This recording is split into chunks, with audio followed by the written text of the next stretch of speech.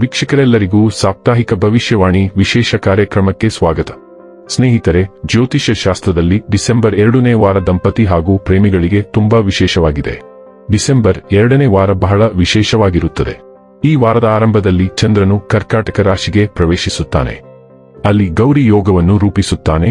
ಚಂದ್ರ ಮತ್ತು ಶುಕ್ರ ಕೂಡ ನವಮ ಪಂಚಮ ಯೋಗವನ್ನು ರೂಪಿಸುತ್ತಾರೆ. ಜ್ಯೋತಿಷ್ಯದಲ್ಲಿ ನವಮ ಪಂಚಮ ಯೋಗವನ್ನು ಬಹಳ ಶುಭ ಯೋಗವೆಂದು ಪರಿಗಣಿಸಲಾಗುತ್ತದೆ. 9ನೇ ಮತ್ತು 5ನೇ ಮನೆಗಳ ಆಡಳಿತ ಗ್ರಹಗಳು ಪರಸ್ಪರ 9ನೇ ಮತ್ತು 5ನೇ ಮನೆಗಳಲ್ಲಿದ್ದಾಗ ಇದು ರೂಪುಗೊಳ್ಳುತ್ತದೆ.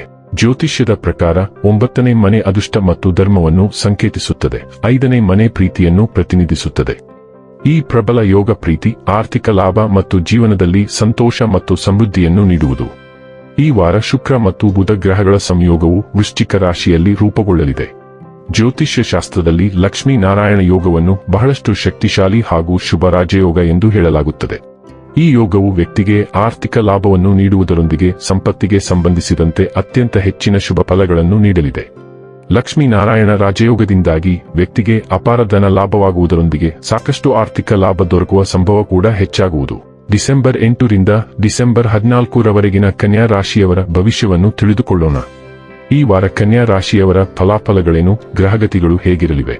ಕೌಟುಂಬಿಕ, ಸಾಮಾಜಿಕ ಜೀವನ ಹಾಗೂ ವ್ಯಾಪಾರ ವಹಿವಾಟು ಹೇಗೆ ನಡೆಯಲಿದೆ? ಅಲ್ಲದೆ ಯಾವೆಲ್ಲ ಸಮಸ್ಯೆಗಳು ನಿಮ್ಮನ್ನು ಈ ಸಾಪ್ತಾಹಿಕದಲ್ಲಿ ಕಾಡಲಿವೆ, ಅವುಗಳಿಗೆ ಪರಿಹಾರಗಳೇನು ಎಂಬುದನ್ನು ತಿಳಿಯಲು ಈ ವಿಡಿಯೋವನ್ನು ಸಂಪೂರ್ಣವಾಗಿ ವೀಕ್ಷಿಸಿ. ನೀವಿನ್ನೂ ನಮ್ಮ ಚಾನೆಲ್ ಸಬ್ಸ್ಕ್ರೈಬ್ ಮಾಡದೇ ಇದ್ದರೆ ಕೂಡಲೇ ನಮ್ಮ ಚಾನೆಲ್ ಸಬ್ಸ್ಕ್ರೈಬ್ ಮಾಡಿ. ಹೆಚ್ಚಿನ ವಿಡಿಯೋ ಅಪ್ಡೇಟ್ಗಾಗಿ ಪಕ್ಕದ ಬೆಲ್ ಐಕಾನ್ ಬಟನ್ ಕ್ಲಿಕ್ ಮಾಡಿ. ಸ್ನೇಹಿತರೆ, ಈ ವಾರ ಕನ್ಯಾ ರಾಶಿಯವರಿಗೆ, ವಿಶೇಷವಾಗಿ ಮಹಿಳೆಯರಿಗೆ ಸ್ವಲ್ಪ ಸವಾಲಿನದ್ದಾಗಿರಬಹುದು. ಕುಟುಂಬ ಮತ್ತು ಮಕ್ಕಳ ವಿಷಯದಲ್ಲಿ ಆತಂಕ ಅಥವಾ ಭಿನ್ನಾಭಿಪ್ರಾಯ ಉಂಟಾಗಲಿದೆ. ಮನೆಯ ವಾತಾವರಣವನ್ನು ಶಾಂತವಾಗಿರಿಸಲು ಪ್ರಯತ್ನಿಸಿ. ಪ್ರೇಮ ಸಂಬಂಧಗಳಲ್ಲಿ ಗೊಂದಲ ಮೂಡಬಹುದು. ಮೂರನೇ ವ್ಯಕ್ತಿಯ ಮಾತುಗಳನ್ನು ಕೇಳಿ ನಿಮ್ಮ ಸಂಬಂಧವನ್ನು ಹಾಳು ಮಾಡಿಕೊಳ್ಳಬೇಡಿ. ಈ ವಾರ ಗಣಪತಿಗೆ ಗರಿಕೆ ಅರ್ಪಿಸಿ ಪ್ರಾರ್ಥಿಸುವುದು ಮಂಗಳಕರ. ಚಂದ್ರನ ರಾಶಿಗೆ ಹೋಲಿಸಿದರೆ ಶನಿಯು 7ನೇ ಮನೆಯಲ್ಲಿರುವುದರಿಂದ ಈ ವಾರದ ಆರಂಭವು ನಿಮ್ಮ ಆರೋಗ್ಯದ ದೃಷ್ಟಿಯಿಂದ ಅನುಕೂಲಕರವಾಗಿರುತ್ತದೆ ಎಂದು ಹೇಳಲಾಗುವುದಿಲ್ಲ. ಆದಾಗ್ಯೂ ವಾರಾಂತ್ಯದಲ್ಲಿ ಅದರಲ್ಲಿ ಸುಧಾರಣೆಯನ್ನು ಕಾಣಲಾಗುತ್ತದೆ. ಆದ್ದರಿಂದ ವಾರದ ಪ್ರಾರಂಭದಿಂದಲೇ ಆರೋಗ್ಯದ ಬಗ್ಗೆ ಹೆಚ್ಚು ಜಾಗರೂಕರಾಗಿರುವುದು ನಿಮಗೆ ಉತ್ತಮ. ನೀವು ಸಹಭಾಗಿತ್ವದ ವ್ಯಾಪಾರದಲ್ಲಿ ತೊಡಗಿದ್ದಾರೆ. ಈ ವಾರ ನಿಮ್ಮ ಪಾಲುದಾರರೊಂದಿಗಿನ ನಿಮ್ಮ ಸಂಬಂಧವನ್ನು ನೀವು ಸುಧಾರಿಸಬೇಕಾಗುತ್ತದೆ. ಏಕೆಂದರೆ ಇದನ್ನು ಮಾಡುವುದರಿಂದ ಮಾತ್ರ ನೀವು ಉತ್ತಮ ಆರ್ಥಿಕ ಲಾಭವನ್ನು ಗಳಿಸಲು ಸಾಧ್ಯವಾಗುತ್ತದೆ. ಆದ್ದರಿಂದ ಇದನ್ನು ಗಮನದಲ್ಲಿಟ್ಟುಕೊಂಡು ನಿಮ್ಮ ಪ್ರಯತ್ನಗಳನ್ನು ಸರಿಯಾದ ದಿಕ್ಕಿನಲ್ಲಿ ಮುಂದುವರಿಸಿ. ರಾಹುವು ಚಂದ್ರನ ರಾಶಿಗೆ ಹೋಲಿಸಿದರೆ 6ನೇ ಮನೆಯಲ್ಲಿರುವುದರಿಂದ ಈ ವಾರ ನಿಮ್ಮ ಮನಸ್ಸು ದಾನ ಕಾರ್ಯಗಳಲ್ಲಿ ಹೆಚ್ಚು ತೊಡಗಿಸಿಕೊಳ್ಳುತ್ತದೆ. ಈ ಕಾರಣದಿಂದಾಗಿ ನಿಮ್ಮ ಕುಟುಂಬದೊಂದಿಗೆ ಧಾರ್ಮಿಕ ಕಾರ್ಯಕ್ರಮವನ್ನು ಆಯೋಜಿಸಲು ಸಹ ನೀವು ನಿರ್ಧರಿಸಬಹುದು.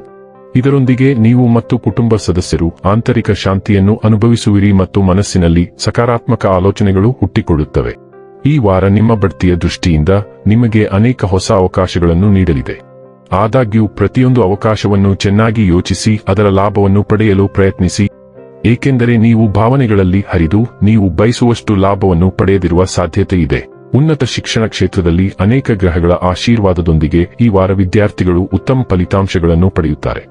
ಈ ಸಮಯದಲ್ಲಿ ನೀವು ಪ್ರವೇಶದ ಉತ್ತಮ ಸುದ್ದಿಯನ್ನು ಉತ್ತಮ ಸ್ಥಳದಲ್ಲಿ ಪಡೆಯಬಹುದು. ಅಂತಹ ಪರಿಸ್ಥಿತಿಯಲ್ಲಿ ವಿಶೇಷವಾಗಿ ವಿದೇಶದಲ್ಲಿ ಅಧ್ಯಯನ ಮಾಡುವ ಕನಸು ಕಾಣುತ್ತಿರುವ ವಿದ್ಯಾರ್ಥಿಗಳ ಈ ಕನಸು ಈ ಸಮಯದಲ್ಲಿ ಪೂರ್ಣವಾಗುವ ಪ್ರಬಲ ಸಾಧ್ಯತೆ ಇದೆ. ಇನ್ನು ಕೊನೆಯದಾಗಿ ಮಾಡಿಕೊಳ್ಳಬೇಕಾದ ಉಪಾಯಗಳ ಕುರಿತು ನೋಡುವುದಾದರೆ, ಓಂ ನಮೋ ನಾರಾಯಣ ಎಂದು ಪ್ರತಿದಿನ 41 ಬಾರಿ ಜಪಿಸಿ. ವೀಕ್ಷಕರೇ, ಇದಾಗಿತ್ತು ಕನ್ಯಾ ರಾಶಿಯ ಜಾತಕದವರ ಡಿಸೆಂಬರ್ 8ರಿಂದ ಡಿಸೆಂಬರ್ 14ರವರೆಗಿನ ಫಲದ ಮಾಹಿತಿ ಇಷ್ಟವಾದರೆ ವಿಡಿಯೋವನ್ನು ಲೈಕ್ ಮತ್ತು ಶೇರ್ ಮಾಡಿ. ಹಾಗೆ ಚಾನೆಲ್ ಸಬ್ಸ್ಕ್ರೈಬ್ ಮಾಡುವುದರ ಜೊತೆಗೆ ನಿರಂತರ ವಿಡಿಯೋ ಅಪ್ಡೇಟ್ಸ್ಗಳಿಗಾಗಿ ಪಕ್ಕದ ಬೆಲ್ ಐಕಾನ್ ಕ್ಲಿಕ್ ಮಾಡಿ.